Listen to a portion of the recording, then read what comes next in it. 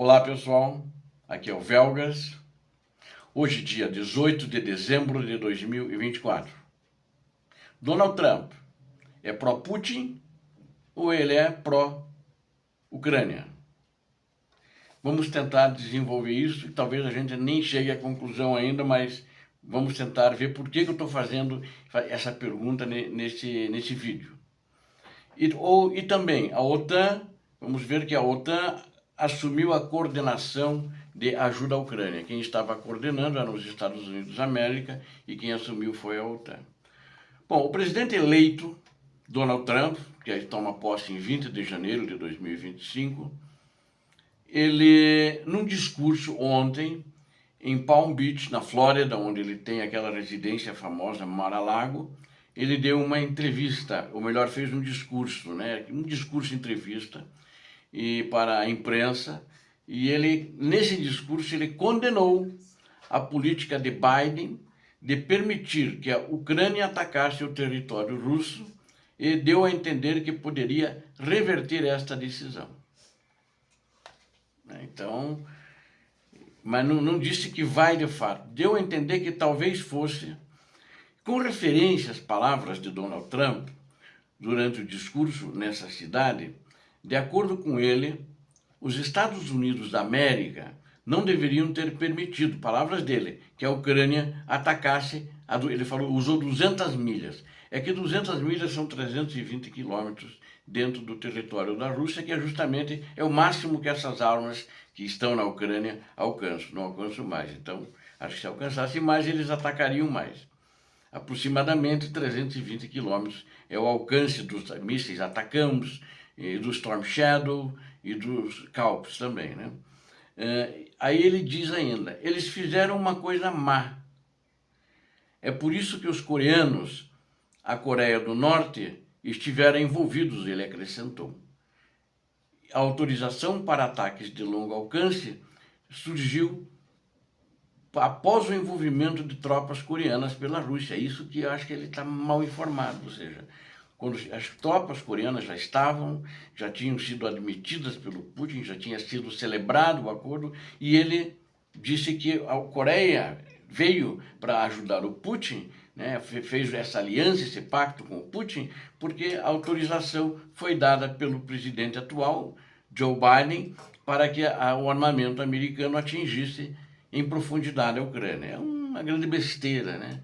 Mostra que está desinformado, fez uma coisa de improviso, que acho que nem ele mesmo sabe o que fez, e ele não está mais em campanha, acho que não deveria fazer isso, né? Acho que daqui a pouco tem que dar discursos para ele ler, senão vai falar muita bobagem. Mas aí fica uma questão, né? Ele vai de fato cancelar? Né? Porque ele foi questionado sobre isso, daí depois, em função da resposta dele, e ele foi questionado, ele pensou, disse, talvez. Então, fica uma coisa muito em cima do muro, né? Não é uma coisa de um país, que é o primeiro país do mundo, o país mais poderoso economicamente, em tecnologia e militarmente, o presidente jogar essas palavras ao vento assim, e sem nenhuma responsabilidade. E ainda não está no cargo, né? Deveria ficar quieto. E ele tinha uma segunda informação, ele tinha uma outra postura lá na França, na inauguração da Catedral de Notre-Dame, com o Zelensky, né? Então é muito estranho mesmo, e aí a gente fica sem saber o que fazer. Afinal de contas, ele é pró-Putin? Vai querer entregar a Ucrânia para Putin? Não vai entregar, ele só não vai mandar armamento, né? Mas a Ucrânia vai lutar. A Ucrânia não vai se entregar e não vai aceitar entregar os territórios. Os territórios terão que ser devolvidos. Ainda mais ele afirmou nesse discurso, depois que ele falou essas besteiras tudo, que ele não teria autorizado, ele disse que o presidente eleito dos Estados Unidos da América, que o presidente atual, né, Joe Biden, não foi consultado antes de decidir sobre ataques de longo alcance. Como é que é isso? Ele não foi consultado, a Ucrânia usou porque foi autorizado. O Pentágono ligou para o Zelensky e disse, apontar e fogo. Né? Não foi essas palavras, mas ele foi autorizado. Tanto que eles nunca usaram, há mais de ano eles têm esses mísseis, e eles nunca usaram, sempre respeitaram a vontade de Joe Biden. E aí ele ainda conclui: não acho que isso deveria ter sido permitido. Certamente não, semanas antes de eu me tornar presidente, porque eles fizeram isso sem me perguntar o que eu pensava.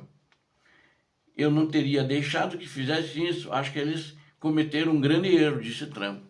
Eu acho que ele está botando os festos pelas mãos. Agora eu digo o seguinte: eu não sou conselheiro do Zelensky, ele não ouve meus vídeos, não vê, e ele também não assiste, não me conhece, mas eu digo o seguinte para o Zelensky: esqueçam o Trump, não vai ter ajuda do Trump.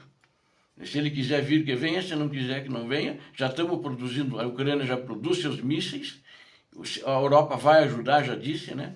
E vai continuar ajudando. Tanto que a coordenação da ajuda à Ucrânia já saiu dos Estados Unidos. Acho que fizeram um acordo aí com o Joe Biden, né? O próximo item que eu vou falar aqui agora, já saiu das mãos dos Estados Unidos da América e está com a OTAN, essa coordenação, justamente prevendo essa falta de responsabilidade.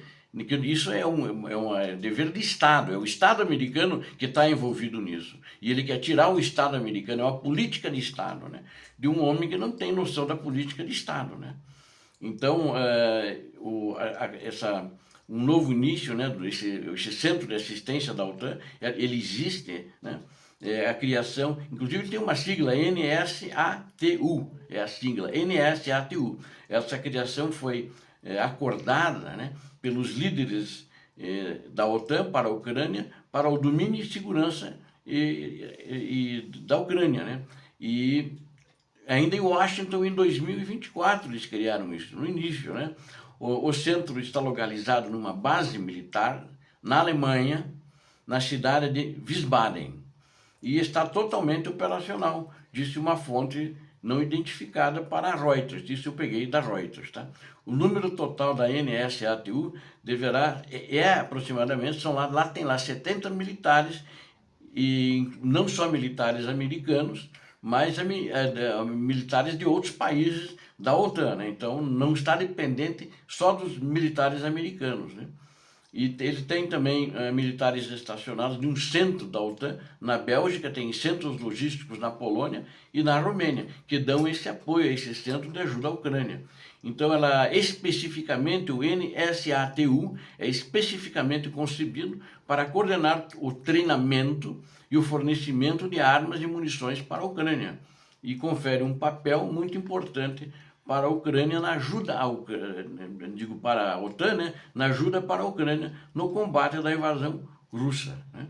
Círculos diplomáticos, né, eles admitem que essa transferência de poderes para a NATO é uma maior responsabilidade já da parte europeia, que o próprio Trump estava chiando durante a campanha, que a Ucrânia está na Europa, a Europa tinha que assumir mais responsabilidade, e para eles não serem pegos de surpresa, eles fizeram que a OTAN, de fato, assumisse essa função.